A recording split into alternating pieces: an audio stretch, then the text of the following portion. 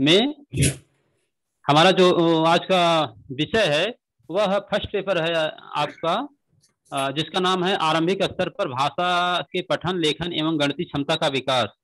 आपको इसमें दो पेपर में थोड़ी हिंदी पढ़नी है। एक तो हिंदी जो है वो पढ़ना ही है। इसमें फोर्थ सेम में आपको फर्स्ट पेपर में भी लगभग 50-60% हिंदी का पेपर रहेगा और उसी में कुछ गणित का भी पोर्शन रहेगा। तो हिंदी का जो पार्ट है उसको हम पढ़ाएंगे और जो गणित का पार्ट है उसको रवि सर और किरण मैम बताएंगे आपको। तो हिंदी वाला जो पार्ट है उसको आज हम लोग उससे थोड़ा शुरुआत करते हैं। तो इसमें आज का हमारा जो इस आरंभिक स्तर पर भाषा एवं भाषा के पठन लेखन एवं गणित क्षमता का विकास पेपर है, इसका जो पहला आज का टॉपिक है उसका नाम है हिंदी भाषा का पठन एवं लेखन। तो हम लोग आज इसी पर सबसे पहले चर्चा करेंगे कि हिंदी भाषा का पठन और लेखन है क्या। और यह जो हिंदी भाषा का पठन और लेखन है वह आरंभिक स्तर पे है। इस पेपर का नाम ही है कि आरंभिक स्तर पर, माने जब बच्चे शुरुआत करते हैं पढ़ना लिखना तो उस स्तर पर भाषा का पठन लेखन कैसे होना चाहिए, किस किस चीजों को हमें ध्यान देना चाहिए, इन्हीं सारी बातों को हम लोग इस पे चर्चा करेंगे। तो सबसे पहले हम यह देखते हैं कि जब बात आती है भाषा के पठन और लेखन तो इसमें सबसे पहले हम भाषा ही समझते हैं कि भाषा क्या होती है या भाषा किसे कहते हैं। तो जैसे आप लोग जानते हैं कि कोई भी व्यक्ति या कोई भी इस चाहे आप व्यक्ति को ले लो या यहाँ तक कि पशु पक्षियों को भी आप ले लो तो उनकी भी अपनी कुछ भाषाएं होती हैं। अपने मन के भावों को एक दूसरे से आदान प्रदान करने का माध्यम जो उनका होता है उसी को ही हम भाषा कहते हैं।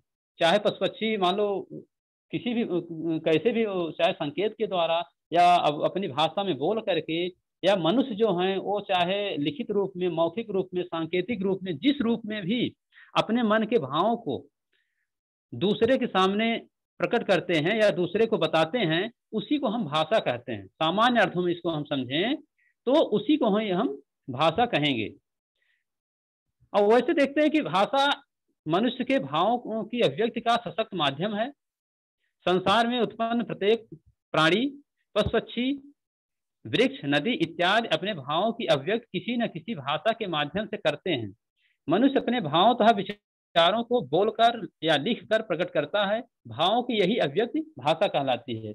तो इसको जरूरी नहीं कि यहाँ जो लिखा गया है वही भाषा है, बल्कि इसको हम अपने तरह से भी परिभाषित कर सकते हैं, अपने तरह से भी इसको हम रूप दे सकते हैं कि अपने मन के भावों को, चाहे वो पशु पक्षी हो, यहाँ तक कि पेड़ पौधे भी कहा जाता है, वो भी उनमें भी कुछ न कुछ इस तरह की संवेदना होती है, अपने भावों को व्यक्त करते हैं। तो मन के भावों को व्यक्त करना ही भाषा कहलाती है। अब यहाँ देखते हैं भाषा की परिभाषा क्या है। तो अगर हम भाषा को परिभाषित करना चाहें तो इसमें एक विश्वकोश, हिंदी का विश्वकोश है जो ब्रिटानिया के उसके वो हैं, हिंदी विश्वकोश ब्रिटानिया के अनुसार। तो भाषा उच्चारण अवयव से उच्चारित ध्वनि प्रतीकों की वह व्यवस्था है जिसके द्वारा एक समाज के लोग आपस में भाव या विचारों का आदान प्रदान करते हैं। विश्वकोश में यह लिखा है कि भाषा उच्चारण अवयव से उच्चारित ध्वनि प्रतीकों की वह व्यवस्था है जिसके द्वारा एक समाज के लोग आपस में भाव और विचारों का आदान प्रदान करते हैं। इसमें सीधा सीधा यही है कि अपने मन के भाव या अपने मन के जो विचार होते हैं वो हम दूसरों के सामने या दूसरों तक पहुंचाने का जो भी माध्यम अपनाते हैं उसे ही हम भाषा कहते हैं। और इसको और भी अगर परिभाषित करना हो तो हम इस रूप में कह सकते हैं कि जिन ध्वनि चिन्हों द्वारा मनुष्य परस्पर विचार विनिमय करते हैं उसे भाषा कहते हैं। विचार विनिमय का अर्थ होता है आदान प्रदान, लेन देन। तो जब हम अपने विचारों को किसी को देते हैं और उसके विचारों को सुनते हैं या ग्रहण करते हैं उसी को हम विचार विनिमय कहते हैं। तो अपने मन के भाव या विचार को जब आपस में हम आदान प्रदान करेंगे तो उसे भाषा कहेंगे। तो इसकी शुरुआत, इसको हम लोग इसलिए यहाँ चर्चा कर रहे हैं कि जब कोई बच्चा हमारे पास पढ़ने के लिए आता है, तो वह भाषा से एकदम कहिए तो कुछ न कुछ तो पहले घर से वो सीख के ही आता है, लेकिन यहाँ विद्यालय की जो भाषा होती है या एक कहें कि जो विद्यालय का वातावरण होता है, उससे थोड़ा वो अपरिचित रहता है। तो इसलिए हमें शुरुआत में इस तरह की भाषा का प्रयोग करना है बच्चों से, पहले वार्ता के द्वारा जिस रूप में भी जैसे भी बच्चे अच्छे से समझ सकें कि वो उस वातावरण में पहले तो घुल मिल जाएं। पहले जरूरी नहीं है कि हम वो आए तो उनको हम पढ़ाने या इसी तरह से और कुछ शुरू करें, बल्कि उनको उस परिवेश में, वहाँ के वातावरण में उनको घुल मिल जाने के लिए हम मौका दें और उनकी अभिव्यक्ति, उनके मन के जो भाव हों उसको बहुत ही सहजता के साथ अगर सुनेंगे, तब वो अपनी भाषा में अपने मन के भाव को हमें बताएंगे। तो इसलिए मन के भाव को हम जानेंगे, हम अपने विचारों को उनको बताएंगे, तो वह भी एक आदान प्रदान का रूप होगा। अब इसी के बाद हम देखते हैं कि जो हमारी भाषा है इसकी प्रकृति क्या होती है, थोड़ा इसकी प्रकृति के विषय में भी हम समझ लें। तो भाषा अभिव्यक्ति का एक सांकेतिक माध्यम है। पहले इसकी प्रकृति यही है, भाषा जो होती है वो सांकेतिक होती है। सांकेतिक का मतलब यह है कि चाहे वो आप उसको लिखित रूप में अपनाएं या उसको मौखिक रूप में अपनाएं, या उसको हम जैसे कुछ इशारा करते हैं, कुछ संकेत करते हैं, उसमें अपनाएं, उसको तीनों को ही हम संकेत कह सकते हैं। क्योंकि जो हम लिखने के लिए चिन्हों का निर्माण किए हैं वो एक संकेत ही है, माने उसको इस तरह से बना लिया गया है कि यह अगर क है तो एक क का संकेत हो गया कि इस तरह से अगर हम कुछ चीज बना रहे हैं तो वो क बनेगा, माने उसका जो संकेत होता है वो क की तरफ ही इशारा करता है। क्योंकि उसको अगर हम क का चित्र बनाकर बच्चों को दिखाएं तो बच्चों धीरे धीरे अगर जान जाए कि इसको हम क ही कहते हैं, तो एक उनके मन में संकेत, उस जो ग्राफ होता है वो बैठ जाता है कि यह एक जो वर्ण लिखा हुआ है उसे हम क कहते हैं। तो कहने का तात्पर्य है कि भाषा की जो अभिव्यक्ति होती है वो सांकेतिक होती है। जब भी हम व्यक्त करेंगे, चाहे लिखित रूप में करें या बोल कर करें, जैसे आप मान लीजिए हिंदी भाषा बोल रहे हैं, तो इसके जो ध्वनि है वह भी एक संकेत ही है कि इसको हम जो भी बोल रहे हैं वह दूसरी भाषा में इस तरह से नहीं है, बल्कि थोड़ा सा अंतर है। क्योंकि हर भाषा में अपनी अपनी ध्वनियां हैं, अपने अपने संकेत बनाए गए हैं। तो जिस भाषा में जो जो भी ध्वनियां या जो जो भी संकेत बनाए गए हैं उसी को हम सांकेतिक साधन कहते हैं। अगला है, भाषा एक अर्जित संपत्ति है। भाषा की एक विशेषता यह होती है या इसकी प्रकृति यह होती है कि यह जो है एक अर्जित संपत्ति है। कभी कभी यह पूछा जाता है भाषा अर्जित संपत्ति है या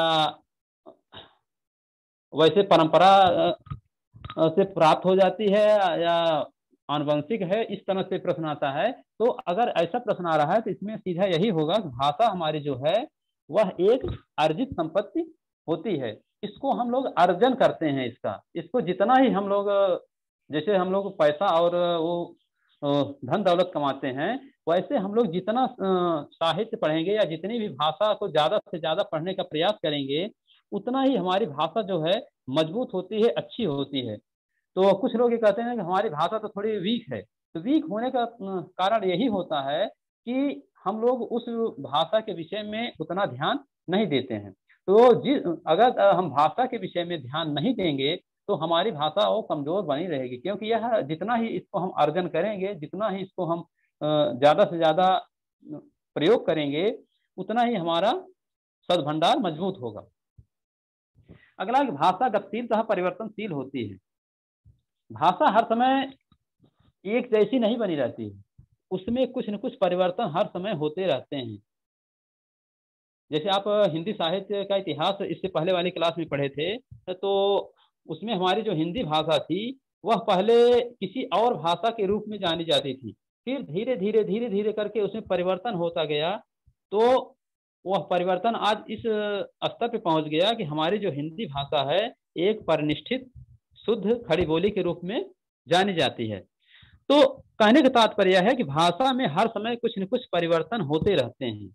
यह तो भाषा की प्रकृति है या भाषा की विशेषता है कि इसमें जो है अर्जन की जाती है, इसमें परिवर्तनशीलता रहती है, इसमें सांकेतिक भाव रहते हैं। इसके बाद यह है कि अब आते हैं हम लोग, जैसे मान लीजिए ये तो हो गई सामान्य चीजें कि भाषा क्या है, कैसे हम लोग इसको ग्रहण करते हैं। अब भाषा को अब बच्चों को सिखाने के लिए, अगर हम मान लीजिए कोई भाषा हम बच्चों को सिखा रहे हैं, कोई भाषा क्या, यहाँ तो सीधे सीधे हिंदी भाषा से ही तात्पर्य है कि अगर मान लीजिए हिंदी भाषा हम बच्चों को सिखा रहे हैं तो उसके लिए हमें कुछ कौशल निर्धारित किए गए हैं। उन कौशलों के माध्यम से हम बच्चों को अगर बताएंगे भाषा को या बच्चों को भाषा सिखाएंगे तो वो बहुत ही अच्छी तरह से सीख जाते हैं। तो वो कौशल हैं, पहला उसमें से कौशल आता है, भाषा सीखने का जो पहला कौशल है वह यही है कि सुनना, दूसरा कौशल बोलना, तीसरा पढ़ना, चौथा लिखना। और इसके अलावा अब जो आज के विद्वान हैं, जो आज के भाषाविद हैं, वह एक इसमें और कौशल जोड़ते हैं, उसे हम समझना कहते हैं। अब आप कहीं कहीं ये देखेंगे कि भाषा में 5 कौशलों का, वैसे तो अभी तक वही चल रहा है, लेकिन इन सभी में अगर समझ नहीं है, अगर चाहे सुनना हो, चाहे बोलना हो, या पढ़ना हो, या लिखना हो, अगर सभी में समझ नहीं शामिल है तो उसे हम भाषा नहीं कहते हैं, या भाषा के कौशल के रूप में उसे हम नहीं जानते हैं। तो इसलिए इन सभी में सबसे आवश्यक हो जाता है कि समझ। तो अब इसमें जैसे भाषा के जो 4 कौशल बताए गए, सुनना, बोलना, पढ़ना, लिखना, तो अब इसमें आप लोग देखिए कि जैसे कुछ लोग कभी स्कूल नहीं जाते हैं या कभी कुछ नहीं करते हैं। आप कबीरदास जी को आप देख लो, वो कबीरदास जी की भाषा कही जाती सधुक्कड़ी थी। वो हर समय घूमते रहते थे, जहां भी गए, जिस प्रदेश में गए, वहां की उनको जो भाषा मिल गई उसको सुने, उसके अनुसार ही अपनी भाषा को व्यक्त किए। तो कहने का तात्पर्य है कि सुनकर भाषा सीखी जा सकती है। जैसे हिंदी भाषी क्षेत्र जो होते हैं वहां पर बच्चे देखते हैं कि शुरू से ही हिंदी बोलने लगते हैं। तो हिंदी इसलिए बोलने लगते हैं कि वो जब पैदा होते हैं तभी से हिंदी सुनते रहते हैं। तो इसलिए सुनते सुनते धीरे धीरे करके उनमें हिंदी भाषा के का कुछ न कुछ शब्दकोश उसमें इकट्ठा हो जाता है, तो इससे वह हिंदी आसानी से बोल लेते हैं। और वैसे भी देखा जाए तो अगर मान लीजिए कोई बच्चा जब पैदा होता है, यह किया जाए कि सबसे पहले बच्चा क्या करता है, तो जब बच्चा धरती पे पैदा होता है तो सबसे पहले वह सुनता है। और यहाँ तक कि हमारे जो पौराणिक ग्रंथ हैं उसमें भी यह कहा गया है कि बच्चे माँ की गर्भ से ही सुनने की प्रक्रिया शुरू कर देते हैं। जैसे अभिमन्यु का जो वो मिलता है उदाहरण, तो उसमें यही था कि वो माँ के गर्भ से ही चक्रव्यूह का जो वो अर्जुन के द्वारा बताया गया था वो वहीं माँ के गर्भ में ही सुन लिए थे। तो सुनने की प्रक्रिया जो होती है बच्चे में सबसे पहले शुरू हो जाती है। अब इसके बाद फिर दूसरा आता है बोलना।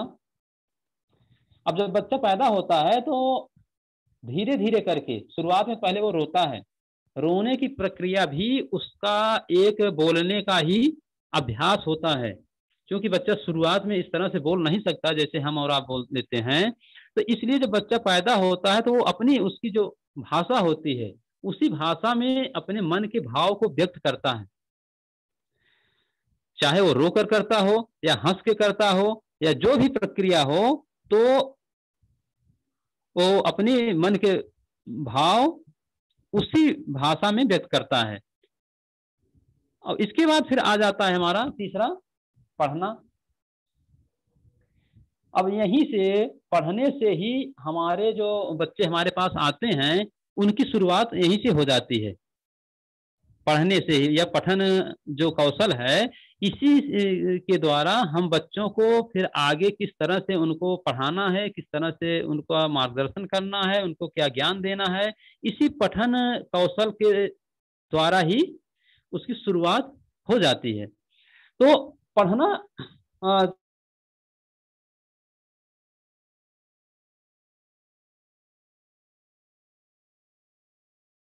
भाषा सिखाएंगे तो बच्चे बहुत जल्दी ही भाषा सीख जाते हैं। अगर मान लीजिए इस क्रम को हम वो करते, पहले बच्चों को लिखना सिखा दें, उसमें कुछ न कुछ कमियां, कुछ न कुछ समस्याएं आ जाती हैं, क्योंकि ये जो भाषाई कौशल बनाए गए हैं, जो हमारे भाषाविद हैं, वो बहुत अच्छी तरह से मंथन करके, इस पर विचार करके तब इस कौशल को का निर्माण किए हैं। अब इसके बाद जब अब पठन और लेखन मुख्य रूप से हमारा इस टॉपिक का विषय है, तो इसमें हम आते हैं कि पठन है क्या, पठन होता क्या है। तो पठन से तात्पर्य है कि किसी शब्द या वाक्य को अर्थबोध व भाव को ग्रहण करते हुए पढ़ना ही पठन कहलाता है। अब पठन यह होता है कि कोई भी चीज, अगर कोई भी व्यक्ति या कोई भी बच्चा अगर कुछ पढ़ रहा है और पढ़ते समय उसके भाव को भी या उसके अर्थ को भी वो समझ रहा है, तो तभी हम उसको पठन कहते हैं। यह नहीं है कि कोई भी बच्चा आया और वो, मान लीजिए बच्चों की आदत ये होती है शुरू शुरू में वो कुछ चीजें वैसे सुनते सुनते उनको याद हो जाती हैं, वो जब किताब उनको दी जाती है तो बोलते तो कुछ रहते हैं लेकिन हाथ किसी कहीं और पे वो करते हैं, तो उसको हम पठन नहीं कहेंगे। या वो अगर तेजी से कहो बेटा गिनती पढ़ो या एबीसीडी पढ़ो, तो पढ़ तो जाते हैं, लेकिन जब आप एक एक करके उनसे पूछेंगे कि यह क्या है, यह क्या है, तब वो चीजें नहीं बता पाते हैं। तो उसमें समस्या यही होती है कि उनके साथ वहां पे समझ नहीं हो पाती, माने जो चीज वो पढ़ रहे हैं वो उसमें उनको वो समझ नहीं पा रहे हैं, केवल एक हम लोग उसको रटा देते हैं, तो इसलिए वो उसको रट लेते हैं। तो कोई चीज अगर कोई रट लिया है तो उसे हम पठन नहीं कहते हैं, उसको पढ़ना नहीं कहते। अगर कोई रट के कोई चीज पढ़ रहा है तो उसे हम पठन नहीं कहते हैं, जब तक कि उसमें उस चीज को अच्छे से समझ के उसके भाव को समझ कर उस तरह की अभिव्यक्ति वह न करे।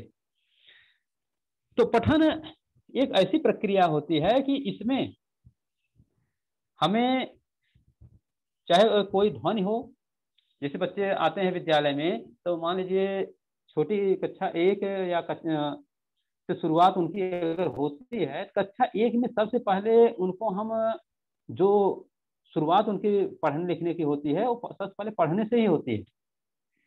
तो पढ़ने की प्रक्रिया में पहले उनको हम कुछ चीजें पढ़ाते हैं, वो भी चाहे जिस माध्यम से हो, चाहे माने चित्र विधि से हो, चाहे जैसे भी हो, माने कुछ दिखाकर वो करके, तो वो चीजें जब धीरे धीरे करके वो समझ जाते हैं कि नहीं, जैसे हम उनको क सिखाना है हमें, तो क सिखाने के लिए चाहे जो भी पद्धति हम अपनाएं, चाहे उनको कबूतर बताएं, चाहे कमल बताएं, चाहे जो भी चीजें बताएं, लेकिन धीरे धीरे करके अगर उनकी एक समझ विकसित हो जाती है कि नहीं, यह चीज जो यह अक्षर लिखा हुआ है यह क ही है, या कमल में जो पहला अक्षर है वह, उसे हम क ही कहते हैं।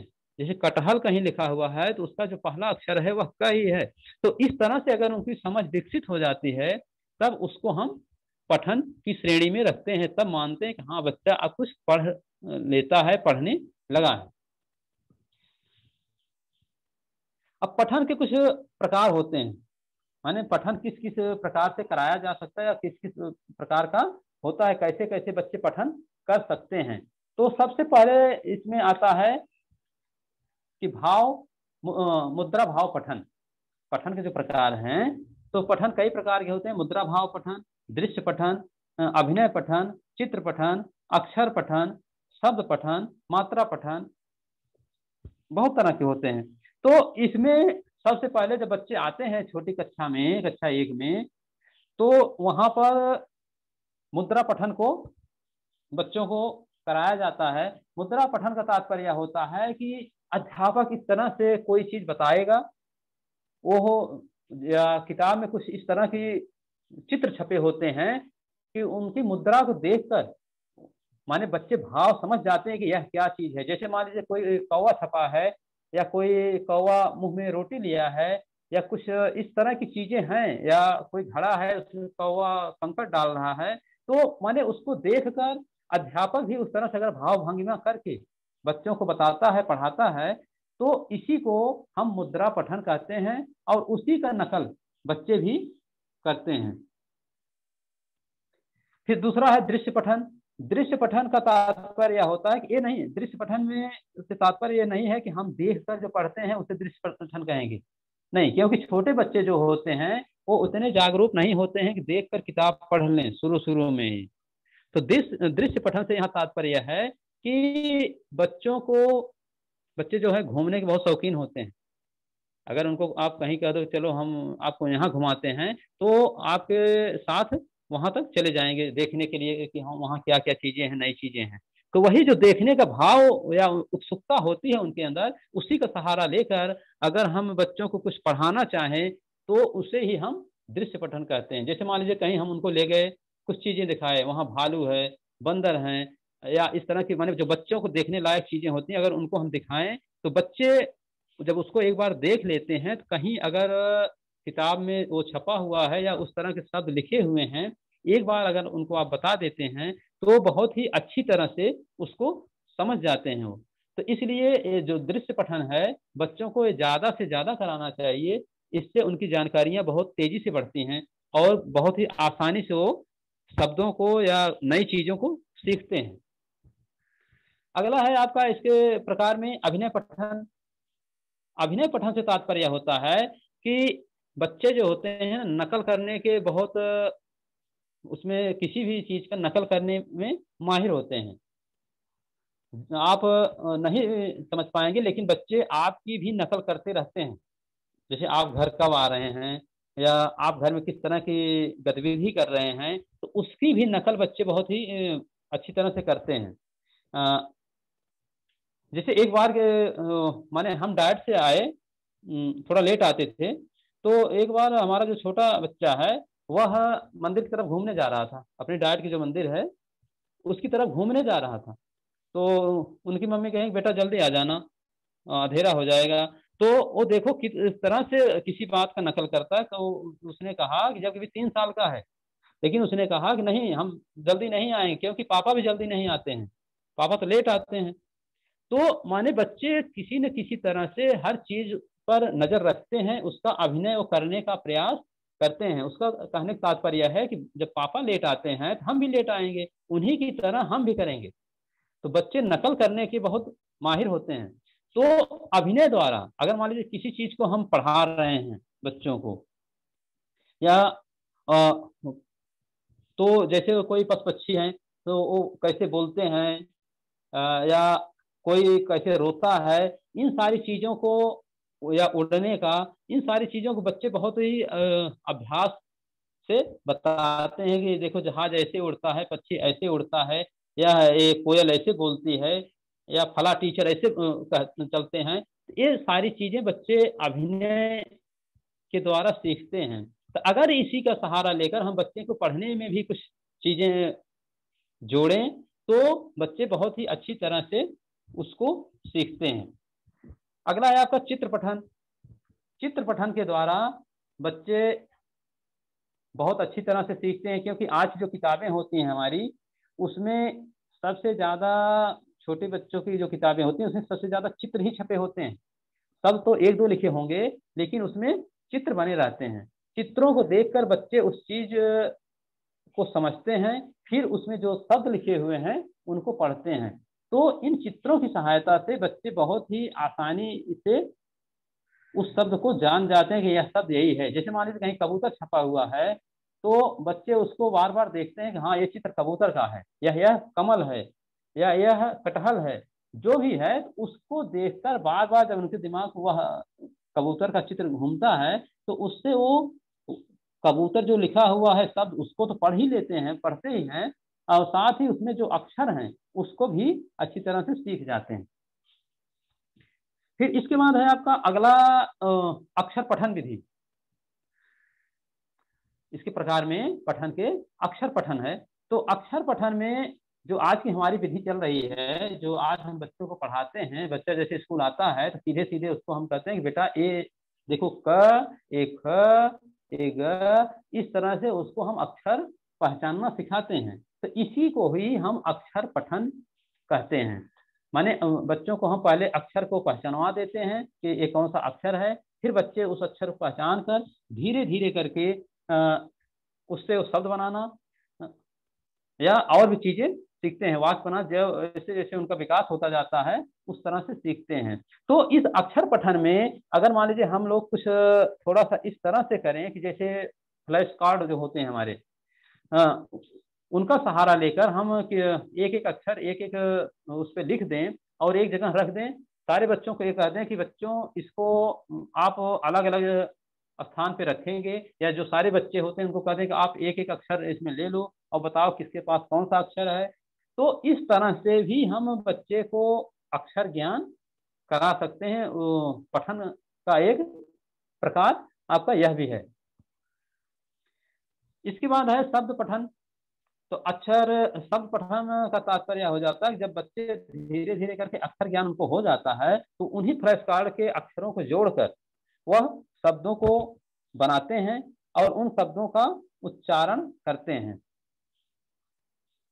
और जैसे मान लीजिए शब्द पठन में तो बच्चे और भी तरह से शब्दों को सीखते हैं, चाहे वो चित्र के माध्यम से हो या कहीं गए हों, तो जितने भी तरह से अगर वो बच्चे सीख रहे हैं तो अंत में आकर धीरे धीरे करके शब्द पठन का ही रूप हो जाता है।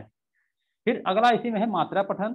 मात्रा पठन का तात्पर्य यह है कि बच्चे को पहले हम अक्षर ज्ञान कराते हैं, फिर उन अक्षरों से माने जिसमें मात्रा ना हो ऐसे शब्द उनको धीरे धीरे करके सिखाते हैं। क्योंकि आप लोग देखे होंगे कि जो हमारी छोटी कक्षा की किताबें होती हैं, कक्षा 1 की, तो उसमें यह है कि पहले 2 अक्षर के शब्द लिखे होते हैं जैसे कल, चल, जल, और फिर धीरे धीरे करके 3 अक्षर, 4 अक्षर, 5 अक्षर, फिर इसका रूप थोड़ा बदल के वो मात्रा से 2 अक्षर के जैसे केला, मेला, माने 2 अक्षर के और उसमें जो मात्राएं लगी हैं उनको हम सिखाते हैं।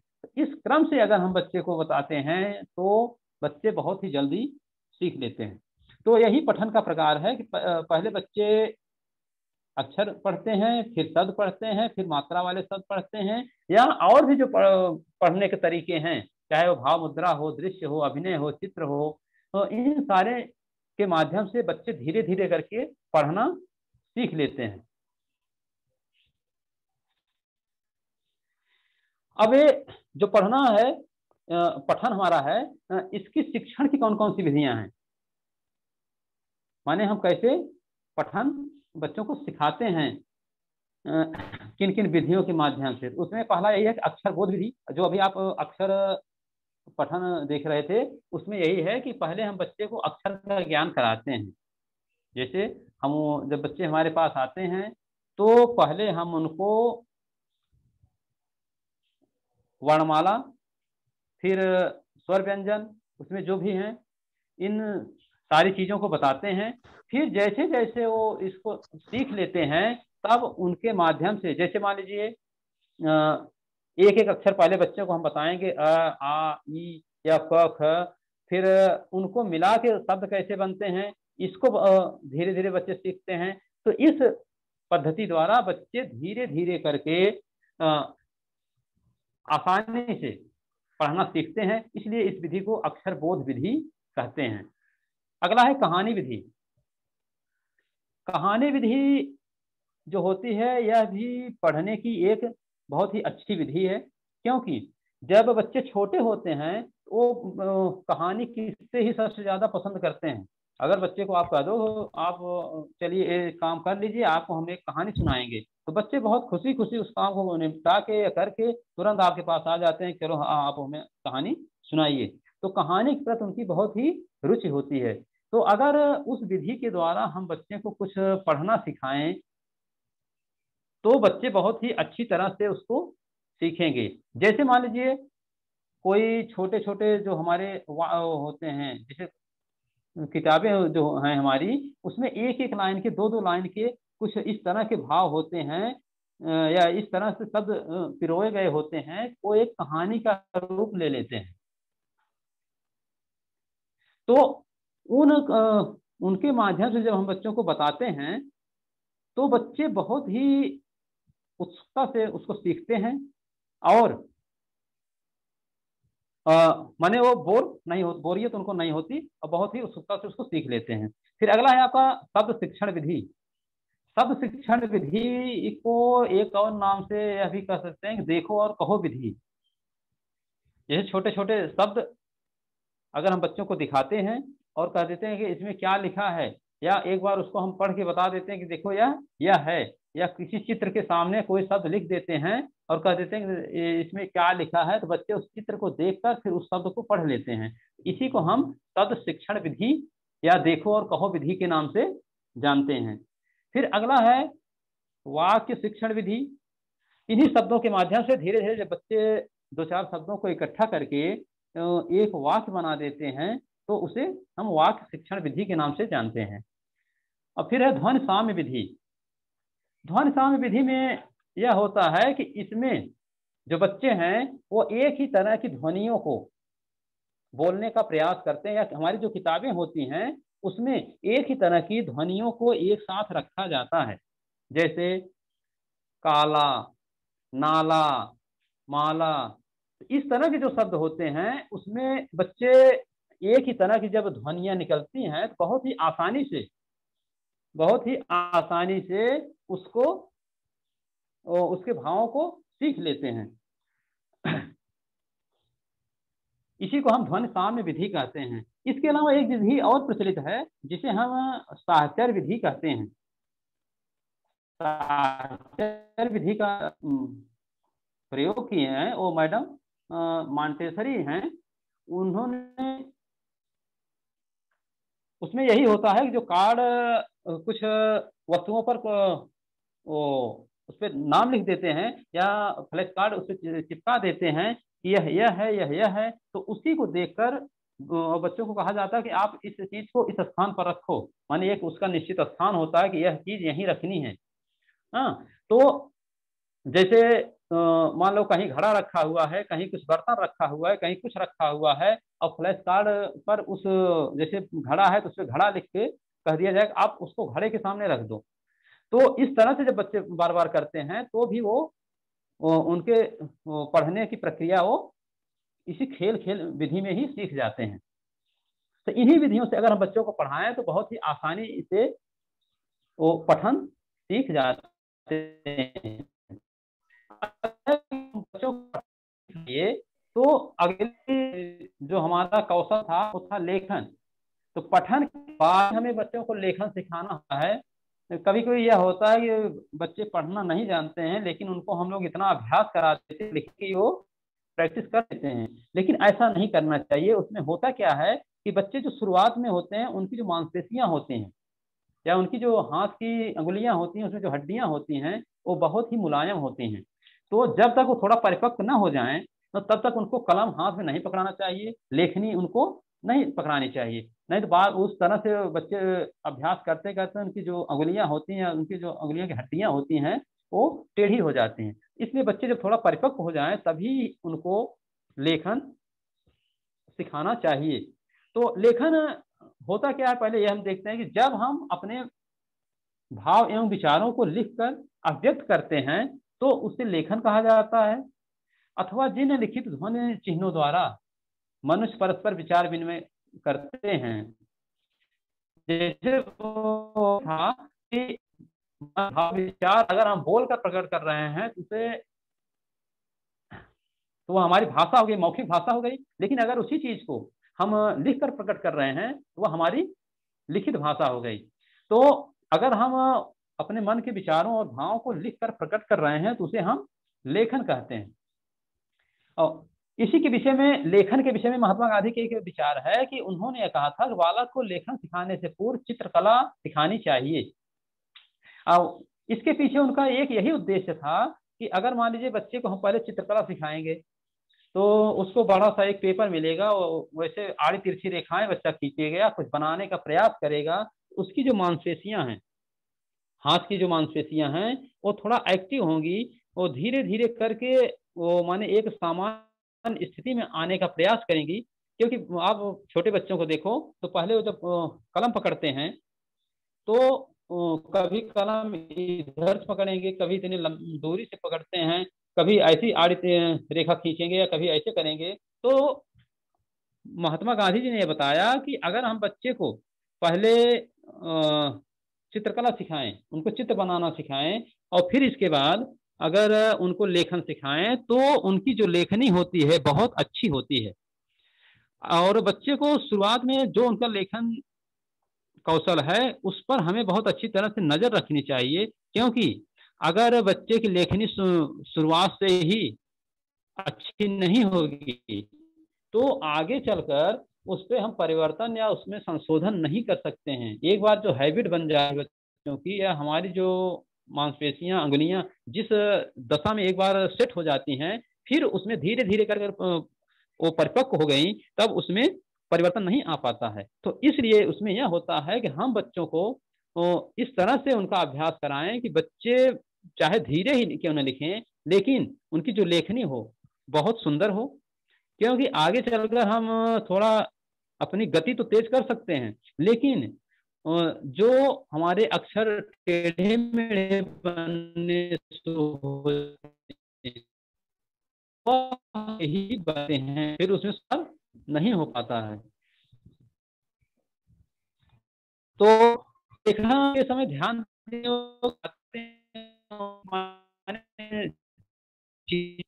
तो है, उसमें सबसे पहले यही है पाया गया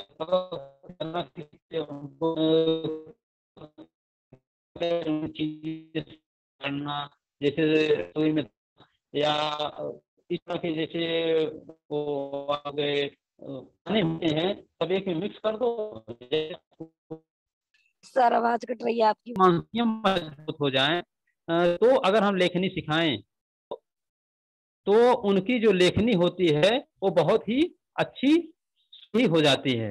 और दूसरा है कि बच्चे को हमें करने की विधि भी कि कैसे हमें कलम पकड़ना चाहिए, क्योंकि बच्चे को यह नहीं पता है कि कलम कैसे पकड़ना होता है। कभी आड़ी पकड़ेगा, कभी तिरछी पकड़ेगा, तो उससे हमें ही बताना है कि कलम जो हमारी निब है उससे लगभग 1 इंच की दूरी पे होनी चाहिए।